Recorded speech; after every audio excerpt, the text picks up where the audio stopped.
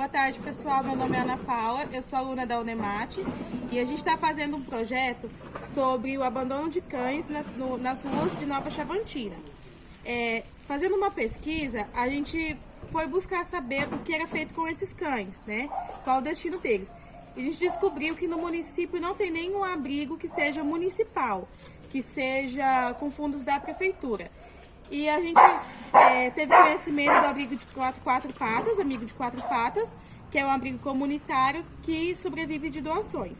Hoje a gente está aqui com a professora Ana, que é responsável pelo abrigo e vai estar falando um pouquinho para a gente sobre ele. Olá, sou a professora Ana, eu cuido aqui do abrigo, a gente criou ele em 2013. A princípio nós acolhíamos os cães que eram abandonados lá no campus da Unemate, né? E aí era uma instalação que não era para canil, eu resgatava, cuidava e eles iam ficando comigo aqui. Mas as pessoas da comunidade começaram a perceber o trabalho e começaram a solicitar resgate, né? Aí foi aumentando, de repente eram 4, passaram para 8, 12, 16, né? E chegou num ponto que foi ficando difícil manter 16 animais por conta própria. E nesse meio tempo eu conheci a Carol Mancini, que é aluna agora lá do programa de doutorado de Ciências Ambientais de Cáceres. E aí a Carol precisava de um lar temporário para uma cachorra com a mandíbula quebrada. Eu falei para ela trazer para cá e cuidar aqui. E a Carol não conhecia, eu trabalhava com isso, chegando aqui, começou a me ajudar a cuidar dos 16 que eu tinha aqui, né? E aí foi aparecendo mais um caso, outro caso, e nisso foram aparecendo pessoas querendo ajudar. E quando viu, a gente chegou, nós estamos aqui hoje, né? Um espaço que a gente consegue atender em termos de recurso financeiro e humano, em torno de 20 cães. A gente está com 25 hoje, mais 2 em lar temporário, né? E a gente tenta atender um pouquinho da demanda, que a gente sabe que o número de abandono, os casos são muito na cidade. As pessoas terceirizam muito a responsabilidade do animal, né? E o que a gente consegue atender é esse volume de trabalho, porque todos nós somos voluntários, nós não recebemos nada. As despesas são custeadas através de doações da comunidade, seja por vaquinhas, rifa, venda de agenda, né? Ou agora, final de dezembro, a gente instituiu a associação, né? Então passou a ter personalidade jurídica, de entidades sem fins lucrativos. E aí, por meio da associação, a gente começou a cadastrar o projeto do abrigo em algumas plataformas de apoio a instituições filantrópicas, né? E agora, no último mês, a gente teve uma boa notícia: o Sicredi, através do Fundo Social, destinou R$10 mil. Mas só para a comunidade ter noção, R$10 mil é o valor da dívida que a gente tem em uma clínica, né? A gente acumula as despesas, geralmente trimestrais até semestrais, dependendo de quanto tempo a clínica consegue segurar a nossa nota lá em aberto. Então, por isso que a nossa capacidade fica reduzida. O gasto para manter esses animais é muito alto. As pessoas não entendem porque tem cachorro em casa e falam, mas não gasta tanto ração. O nosso caso aqui não é só ração, a gente consome 300 quilos por mês, mas os cães que chegam muito debilitados, né? E chegam cada um com uma particularidade e um problema. Igual, se quiser filmar o Léo aqui, ó. O Léo, ele estava atropelado, então você vai perceber no andar dele que ele tem uma lesão ainda na bacia, ele precisava passar por um procedimento cirúrgico. Mas a gente conseguiu, com a medicação e a reabilitação, fazer ele pelo menos retornar ao movimento, mesmo que tenha essa dificuldade. O Léo tem um tumor peniano, chama-se TBT. É muito comum em animais que não são castrados e ficam circulando na rua, porque pelo contágio do lamber, do ato sexual, passa. Então o Léo agora está fazendo quimioterapia, está na 3ª sessão. Então as pessoas não imaginam que não é só a comida que a gente oferece aqui, né? É muito mais que isso. Por isso que os valores com gasto veterinário são altos. Professora, e como que a comunidade pode estar ajudando o abrigo nas doações? Nas doações a gente sempre fala, a ração, a gente tem as lojas que são parceiras, a Paraíso, a Casa do Fazendeiro, a Centervet. Lá a gente tem as marcas que os cães são acostumados a comer. Como eles convivem coletivamente, eu não posso ficar mudando tipos de ração, porque às vezes um se adapta, outro não se adapta, né? Então pode ir comprando num desses locais, mandando entregar aqui ou deixando lá que eles retiram. A Paraíso inclusive tem campanha, cada 30 sacos que eles vendem de 20 quilos, eles destinam pra gente de doação, isso tem ajudado bastante. Nós temos as luninhas do troco solidário, em alguns pontos da cidade, as pessoas podem deixar doação. Pode vir no próprio abrigo aqui, né? Não precisa ser só ração. A gente faz muito uso, por exemplo, de roupa de cama. Agora em termos de frio a gente precisou muito de cobertor, lençol. A gente fez até algumas roupinhas para os cachorros com camiseta, né? Porque tempo de frio, como uma boa parte não tem o protocolo de vacina completo, se baixa a imunidade manifesta sinomose. E sinomose num abrigo condenar todo mundo pega, né? E é uma doença que não tem cura. E o município ajuda o abrigo de alguma forma financeira? Então, como a gente instituiu a associação em dezembro, né, até então o município não poderia contribuir porque a gente trabalhava como um projeto particular, né? O dinheiro público não pode vir para fim particular, ele pode vir do público para o público ou do público para aquele que não tem fins lucrativos, no caso agora a associação. Então, até o momento a gente ainda não conseguiu estabelecer convênio com a prefeitura municipal, né? O prefeito tem ciência, o nosso querido vereador Dr. Eduardo, né, tinha feito uma indicação antes de falecer, solicitando, né, mas o prefeito ainda está em estudo. Porém, uma coisa assim que tem nos ajudado muito é o Ministério Público, né? O Dr. João tem destinado parte dos acordos de multa, de compensação ambiental, tem destinado algumas parcelas para a gente, isso tem ajudado a gente a dar continuidade aqui no trabalho, mas a nossa grande ansiedade com o município não é nem tanto estabelecer esse convênio para custear. A gente gostaria muito que a prefeitura nos apoiasse na causa da castração, que é onde está a raiz do problema, né? Não é Nova Chavantina, a gente fala de uma realidade nacional. A gente tem mais de 30 milhões de animais nas ruas, de população canina. E se a gente for fazer comparação, né, a gente tem um país com um pouco mais de 200 milhões de cães, 220, 30 milhões de cães, né? Provavelmente cada domicílio tem um pet em casa, a gente não tem um número de adotantes suficiente para esse número de animais abandonados.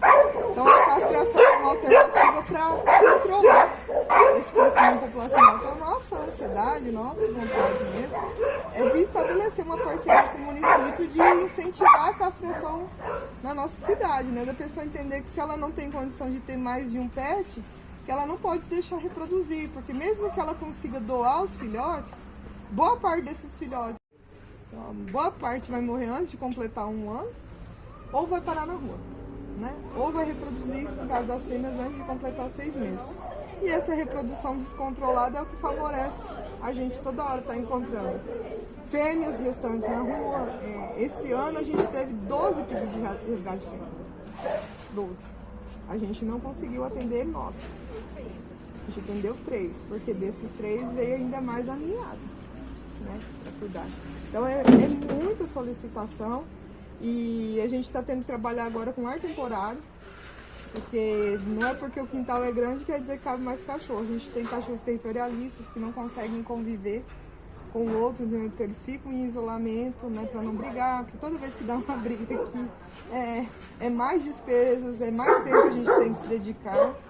Então assim, o que a gente percebe nesses 8 anos de trabalho é que se as pessoas castrassem seus cães, né, não pegassem o cachorro se não gosta, se não tem condição de cuidar, não pegue, porque não faz sentido você assumir a responsabilidade sobre um animal se você não tem condições de cuidar. E é uma das nossas diretrizes de trabalho aqui a questão da adoção, que é diferente de doação, né? As pessoas acostumaram com a questão de doação, a gente não doa cachorro, a gente trabalha com adoção. Então o que é adoção? É você ter consciência do animal que você está levando, da carga que ele carrega da rua, né? Da possibilidade de futuramente você ter despesas com esse animal, dos cuidados que ele precisa para ele não voltar para a rua. Então quando ele é adotado, a chance dele permanecer, né, num lar e não voltar para a rua é maior. Quando ele é doado, a pessoa pega, não tem muita responsabilidade com aquilo, né, transfere para outro, doa. Então todas as adoções aqui são feitas com termo de responsabilidade. A Carol, que é a responsável, ela que faz todo o monitoramento, então visita a casa do adotante, pede notícias via WhatsApp, para a gente garantir que nosso trabalho, nosso tempo dedicado aqui não foi em vão. E em média de quantos pedidos de resgate vocês têm por semana? Não consegue fazer todos, né? Falar assim, média semanal, né, Raja? É difícil média semanal, porque tem Mas são muitos. São. Hoje a gente está com 25 casos aqui, mas vou te dar a estimativa do ano passado. Nós agora conseguimos baixar. A gente estava trabalhando com 30 a 32 cães ano passado de cuidados. E nós tivemos 73 adoções. Então vou falar pelas adoções para você entender a quantidade de resgate. Então, se a gente teve 73 adoções, né? Então a gente trabalhou em média com 100 atendimentos no passado, que permanece a média de 30. Espera aí, tem um filhote querendo comer sua roupa? Vem cá. Não pode. Não pode. Então, ano passado, vou falar em número de atendimentos. Atendimento do abrigo entre resgate, cuidados e doação ficou na média de 100. Né? Aí tem casos, por exemplo, que deu lar temporário, a pessoa se apegou e ficou. Então aí na média a gente tem mais uns 15 casos de lar temporário. Então, se a gente for diluir isso no ano, né? Se a gente tem 12 meses, eu trabalhei com 100 animais, né? A gente teve em média quase 10 casos de resgate por mês que a gente atendeu. Agora, pedidos, é só vocês acompanharem nas redes sociais, no Facebook, toda hora alguém postando que o vizinho foi embora, deixou o cachorro lá e não tem como cuidar e pede resgate. Então, infelizmente, nem sempre a gente consegue. E a gente sabe que tem uma lei, né, que ampara esses animais. Você acha que se essa lei fosse mais aplicada, a população que abandona esses animais, os filhotes nas ruas, teria mais medo de estar fazendo esse abandono, porque teria uma multa, né? Ou até o caso da apreensão? Então, a lei, até ano passado, a lei que trabalhava a questão do maus tratos era a lei de crimes ambientais, né? Ela é de 1998. Então, a mesma lei que se aplicava a um crime de queimada era a de maus tratos, para você entender. Então, a questão criminal não era tão incisiva. Dava até 6 meses de cadeia, mas isso dependendo de N comprovações. Só cheio de associações aí que resgatavam o animal e depois tinha que devolver para o dono o animal, justamente pelas brechas da lei. Ano passado, a lei passou a ter esse cunho de criminal de dar cadeia mesmo, né? Mas para a lei ser aplicada, a comunidade tem que ser encorajada a exercer ela, porque a gente não tem delegacia animal, a gente não tem órgão público de proteção animal, ou seja, se você descobre um caso de maus tratos, você não sabe para quem ligar aqui na cidade. Né? Se você sabe um caso de maus tratos de uma criança, você liga no Conselho Tutelar. Se sabe de um crime de violência contra a mulher, né? Você liga na delegacia. No caso da violência contra animais, a gente não tem uma política pública que implante um órgão sobre isso. Então a gente sempre tem que acabar ligando na delegacia Polícia Civil e contar que a polícia vai lá, vai dar o flagrante, vai ser lavrado o boletim. E a maioria das vezes a comunidade não quer fazer esse papel de denunciar, né, de apontar o nome da pessoa que está causando. A gente sabe porque as pessoas nos ligam, querem anonimato, não querem passar o nome do vizinho e sabem então essa informação. Então como que eu vou registrar um boletim de ocorrência se a pessoa não sabe o nome do dono, né, da criatura que abandonou, né? Então isso dificulta muito. Então a lei, para ela ser aplicada, ela precisa encorajar o cidadão, né, de exercer esse direito de denúncia e realmente ligar na polícia, né, cobrar dessa forma. Mas o que poderia diminuir mesmo o abandono é a educação, as pessoas entenderem sobre essa problemática, porque não é só uma questão ambiental, é uma questão de saúde pública também. Animais em vias abandonados é uma questão problemática de saúde da cidade, né?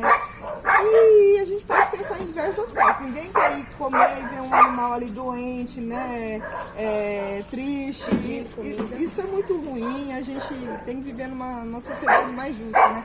Tanto pessoas não passando por essa situação, quanto os animais. A Kika tá nervosa porque a Flor fica correndo na frente dela. Aí, por exemplo, a Kika não pode conviver com os demais.